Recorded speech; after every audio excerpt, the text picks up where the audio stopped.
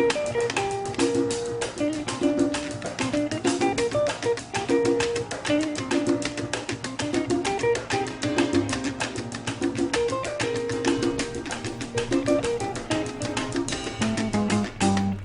and welcome to another edition of Chatting with Janine. I'm your host, State Representative Janine Nodder. My guests this week are a Merrimack resident and a Merrimack business owner.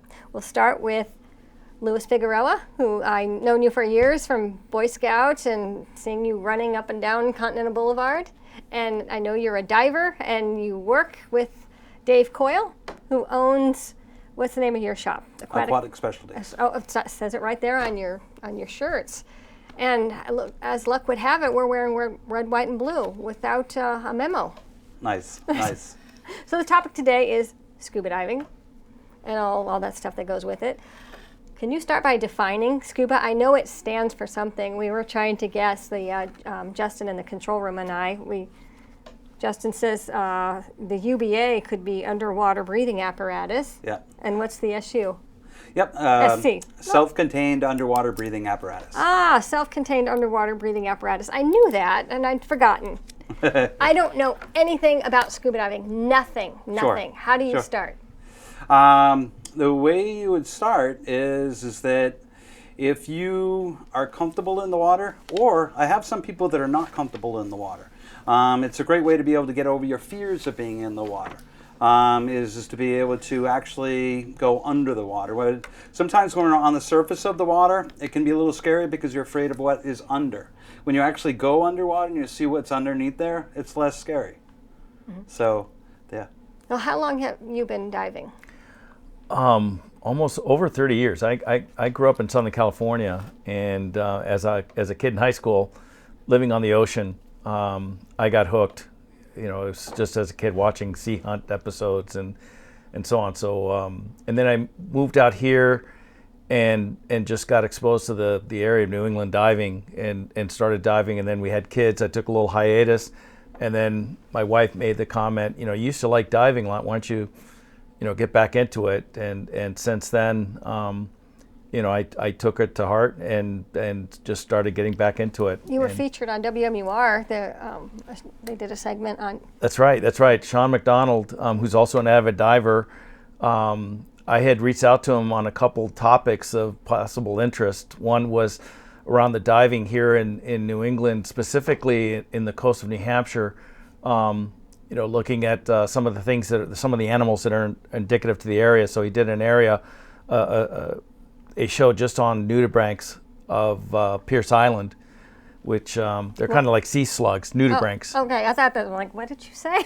Yeah, they're very popular by underwater macro photographers because they're really beautiful and kind of a unique animal. And the other thing that I also get actively involved in as a volunteer diver, I help out collect animals for some of the area science centers, like the Seco Science Center, or the Isle of Shoals has a marine lab. A lot of people don't realize. So I talked him into coming out to Star Island and to go in the water with me, and we did an episode just on what it's like to collect animals for the Star Marine Lab at the Rutledge Marine Lab. So you already were a diver when you moved to New Hampshire. Correct. And I know where your shop is. It's over by St. John Newman's Church. And I look at it, I'm like, you teach diving in there? How do you teach diving? And that doesn't look like it's all that big. I mean, do you have a pool that goes down to the center of the earth? Or? Yeah. Well, we have an in-ground pool. And what we had done in 2012, we had put a solar cover over it, so they were able to keep it warm. Like today, with it being sunny, it stays quite warm in there. So we keep the pool is generally at about 80 degrees. That's so nice. Caribbean temperatures, so that we can use the pool all year long. Do you start with like snorkeling? I do. Whenever we actually did a snorkeling program today. That's why I was a little bit late today. But it was had an older couple that had not been in the water in a while and wanted to go out and going to go on a trip, and they wanted to get in and be more comfortable being in the water. So they came in. They spent 3 hours in the pool, going through, remembering how to use their fins, how to use their mask, the proper way to clear your snorkel if you get some water inside it. So a snorkeling program is a great way to get started. A lot of people like to go snorkeling, whether you're if you're not sure if you want to try to scuba, snorkeling is a great place to get started. And then we can do a try scuba, which would be where we would spend time in the classroom so you have an understanding of what scuba diving is, what is involved in it, and then we get in the pool and we spend time in the pool breathing underwater, making sure it's something you're comfortable with.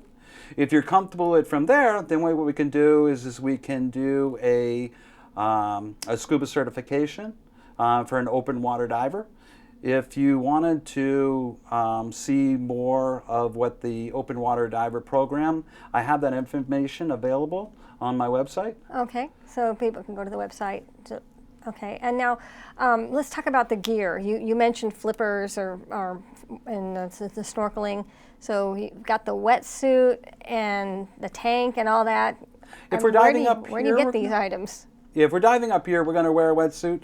You don't have to in the Caribbean. The water's warm enough where you could just wear a rash guard and a bathing suit. What about he's wearing a rash guard. Oh, okay. That's something you would wear on the water. You got a sweatshirt on. I would. Yeah. For après dive, when it gets cold, a little cool, you might want a sweatshirt. But yeah. After the dive, where do you get a wetsuit? I mean, I don't know anything. So. Yep. No, we have a full arrangement of suits and sizes that we have in our shop. You rent them? People buy them? Or so, yep. If you wanted to rent them, we have them for rental. Or if you want to purchase your own, we have them for purchase as well. Okay. So, but that's here. But like other places, I wouldn't know what to do if I went on a vacation and I wanted to try scuba diving. I'm like, I don't think I would.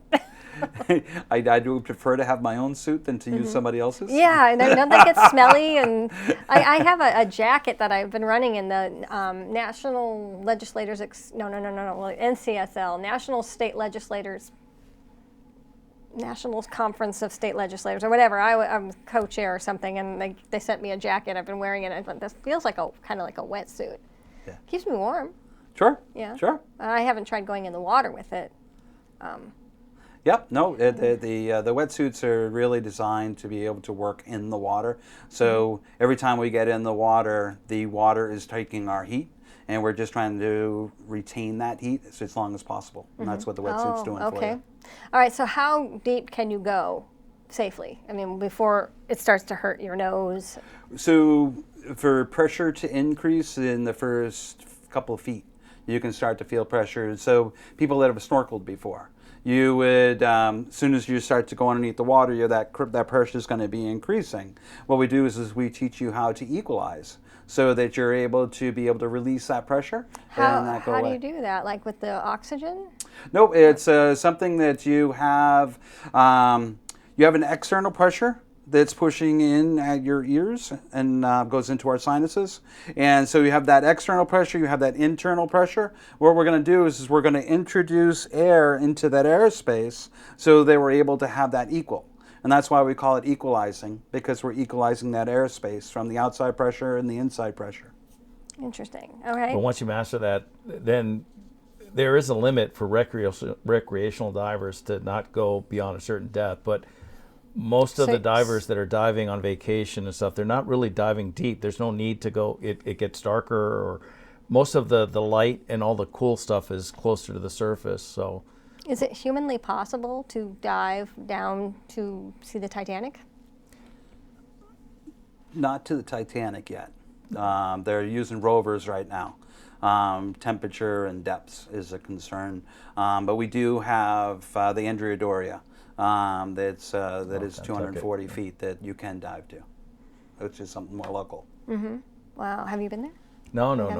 What's the most interesting thing you've seen underwater? Believe it or not, Dave and I were off the coast of not far from here, Noble Lighthouse in York, Maine, and he's looking up, and he had his camera and we saw bluefin tuna, which was kind of cool, and we got the shot, which was kind of, so you see, you're constantly amazed by the life, the things that you see, sturgeon, torpedo rays. I mentioned the nudibranchs. Those are kind of unique to the area. Nudibranchs, yeah. Nudibranchs, interesting word.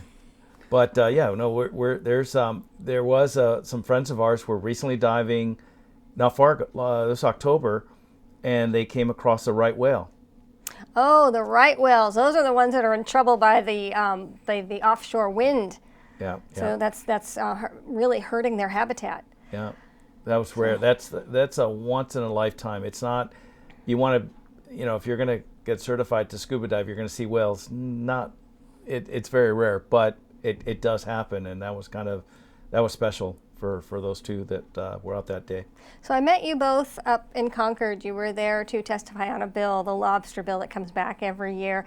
So it's currently illegal for scuba divers to pick a lobster out of the water, even though I heard it's very hard to do because they have those things and they bite you and they don't come pre-wrapped. So in the state of New Hampshire, if you want to get lobsters, the only way that you could do it, you have to have a boat, and you have to have what they call a 5-pot non-commercial license. 5-pot lobster pot. Five traps. Cooking. 5 lobster traps. Oh, okay. I'm thinking a cooking pot. I'm like, 5 pots. Yeah. You take them with you, and A pot is kind of a term they use for a lobster trap. It's something that you throw over and you put bait in, and it's a trap, and it traps lobsters. And what you do is you have to bring up the pot or the trap, and then you have to you take the lobsters that are legal that you can take, and the ones that are illegal because of size or if they're egg bearing, you put back in, and you basically you put the pot back or the trap, but you throw the lobster out. What we're advocating is throughout the eastern seaboard, with the exception of Maine and New Hampshire, you could scuba dive for lobsters in Massachusetts, Rhode Island, Connecticut, and that's what we're asking. It's something that it's kind of crazy that a resource that should be limited for all is not available.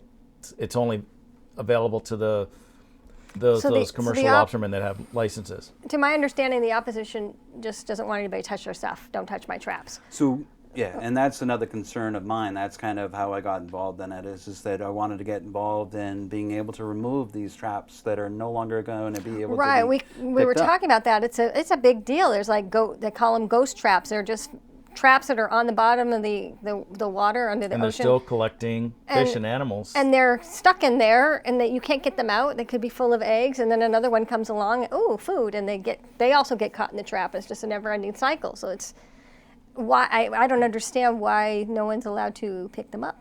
Yeah. If somebody's willing to take out the trash, then let them take out the trash. Correct. Yeah, and we're willing to try to work with them to be able to work in a conjunction to be able to remove those hazards from our ocean. Mm-hmm. Also, there was something that came up.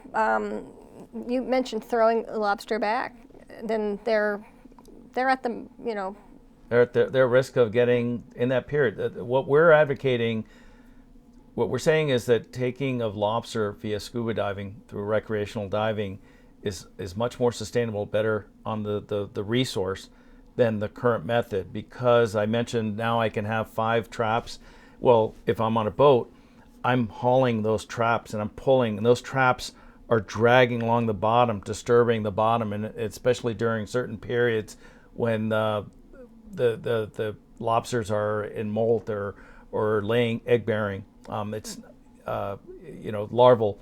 It's disruptive to the resource. But then I come up and I measure, and if it's a short or egg bearing, short being a short, it's not legal size. It's egg bearing. You're not supposed to take lobsters with eggs, or if it's marked as what they call V-notch, you have to throw it back. Well, in that period, that lobster is susceptible to prey. It's going down, and predators like striped bass are going until the lobster gets down to the bottom and goes back to a nice fight, finds a nice little safe spot to hide. It is susceptible to prey, and that's what we're saying. The method that we're advocating is when you're diving, you see a lobster right there, you're checking it right there at the source. You can tell if it's legal, if it's not legal, if it's too small or egg bearing.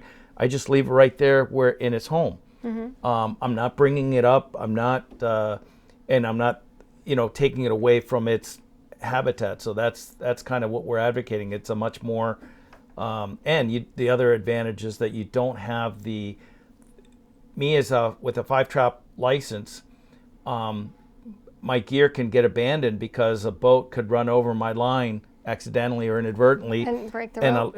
and so now that pot is in there still collecting, and I try to go and retrieve it, but I don't know exactly.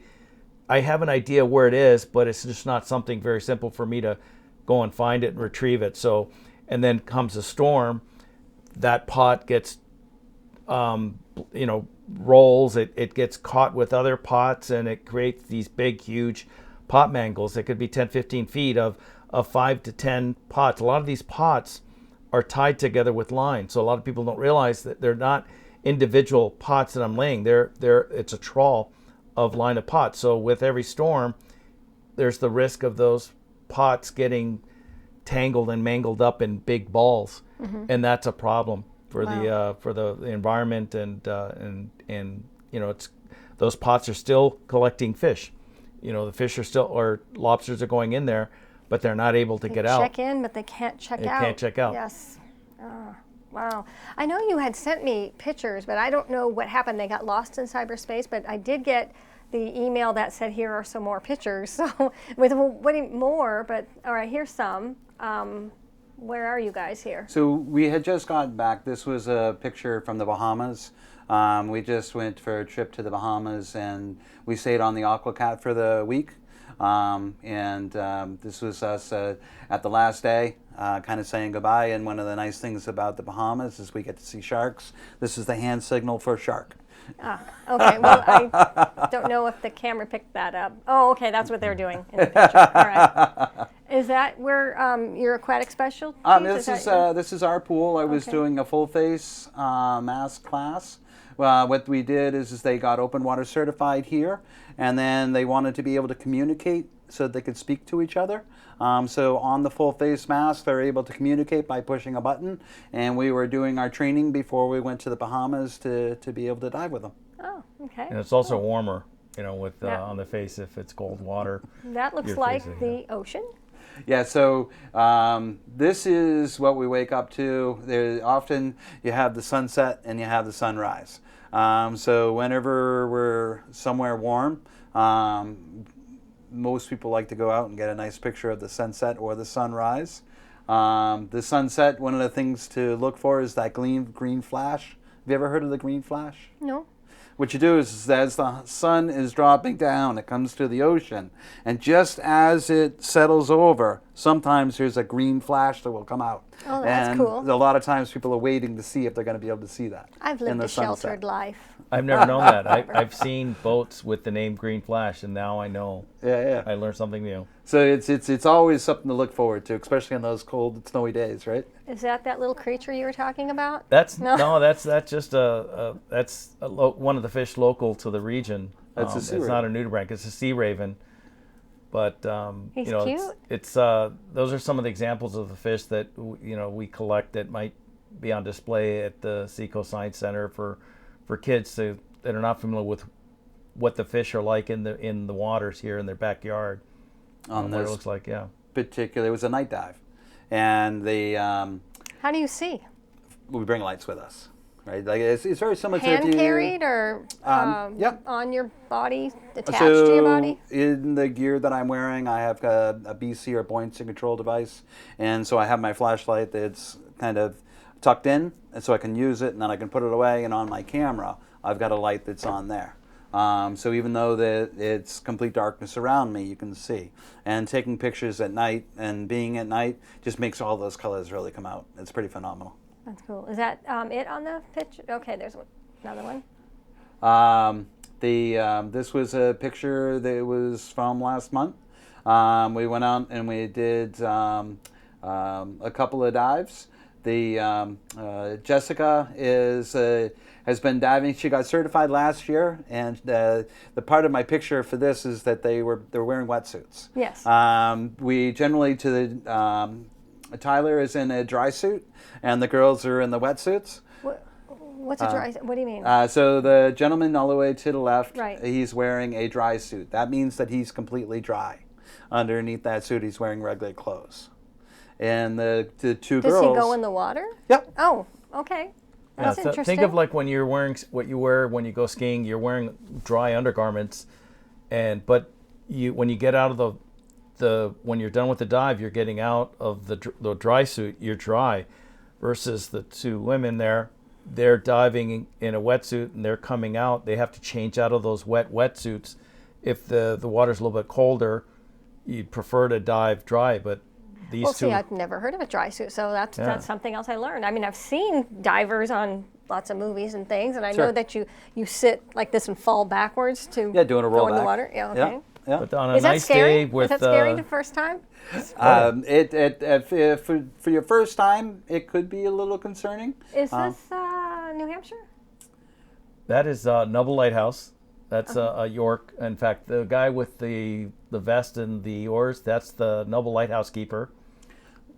He got certified when he was in college at UNH, and sees all the divers there diving all the time. And he said he wanted I haven't dove since I went to college, so I got him in the water and took him out diving, and we have a good rapport relationship. So whenever we're out there diving, we say hello to him and get but that's a group of us that was just a training class. Well, no, it's New Year's Day. So we right. usually do a New Year's Day That's dive. I've done it New Year's Eve. We had a couple of divers that did a New Year's Eve into a New Year's Day dive. They went in and New Year's Eve, they came out New Year's right. Day. That was kind of a cool thing to do. Yeah, but this was the first dive of the year. This was our group. Oh, that's cool. So this show goes by so fast. We have less than 5 minutes. Can you tell me again, we were talking before the show about the, I was thinking of that show Nemo. You were talking about the jet stream and the fish that come up to New Hampshire. Yeah, one thing that's interesting, a lot of people aren't aware of, you have something called Gulf Stream orphans, tropical fish. So one of the things that's unique is during the warmer months, tropical fish come up the Gulf Stream, and in the waters of New Hampshire, you're going to see tropical fish. And so there's a program that the Seacoast Science Center has at Odeon Point. If divers see Gulf Stream orphans, there's a website and a link and QR code where we log where we saw it and so on. But if it's something that we can collect and bring up, they can quarantine and put it on display. So that's something that's kind of unique that a lot of people don't realize. But you can actually see tropical fish certain times of year here in the waters of New Hampshire. And you save them. We save them. They organize what they call tropical fish rescues. They do them throughout the New England area. The New England Aquarium has done them in the past down in Rhode Island. And they take the idea is because these fish are not going to survive the cold. So we're getting them out and quarantine them and putting them in someplace on display. Wow. Well, that's pretty cool. Well, thank you guys. Thanks for coming out today and talking a little bit about scuba diving. I'm just going to go over my notes really quick. We have 3 minutes to see if I was going to ask you about Caisson's disease. The bends. Decompression sickness is the Caisson's disease. The bends, they're all the same thing. Caissons. The Caissons go rolling along. That's not the same thing. No. Caissons are canids, I think. Yeah. Yeah. So they were working on bridges. Is what. Yeah, the Brooklyn Bridge. A lot of those people working on the Brooklyn Bridge, they actually died because they were coming out of the water. So we've kind of changed the way we teach scuba diving. There's a certain amount of time that you can spend in the water so that we don't have that happen. And the progression is gotten more technologically advanced as we've been going along. So the problem was them just being under for too long? So it's going too deep, staying too long, coming up too fast. Those three things is what causes the decompression sickness. Wow. Why do they call it the bends? So because what would happen, it's not exactly what happens, but in a simple way to understand it, is that as you go diving, you're taking in nitrogen. What we breathe right now is 21% oxygen. We breathe 21% oxygen, 79% nitrogen. The deeper we go, the more that compounds, right? So the more nitrogen we're going to take into our system. Our body can only tolerate so much of it before you're going to reach complete saturation. We wanted to be able to come out of that saturation before we go back to the surface. If it wasn't to be able to turn back into its natural state, it would turn into your tissue. And then what would happen is if it rehardened in that position, it would be locked in that position. And that's why they called it the bends. Okay. Because you could see appendages that were bent. Okay. I mean, I remember hearing about the Brooklyn Bridge and all that when I was young. And that's when they came up with the I would think that decompression they chamber. just fell over bend, you know. Yeah. For someone who knows nothing. Yeah. So if we go into a decompression chamber, what they could do is to reverse that. They would put you back down to pressure, give you a higher level of oxygen to be able to come back out of that state and turn it back into a more of a natural state. That's interesting. I know, I'm sorry about the other photos, but maybe you can come back sometime and we can talk more, maybe after the lobster bill, so we can, when it gets passed, we'll see how that works out. Yeah, absolutely. So thanks, Louis. Absolutely. Always a Best pleasure. to your Janine. family. Nice to see you again, Dave, and thank you for watching, and I'll be back again.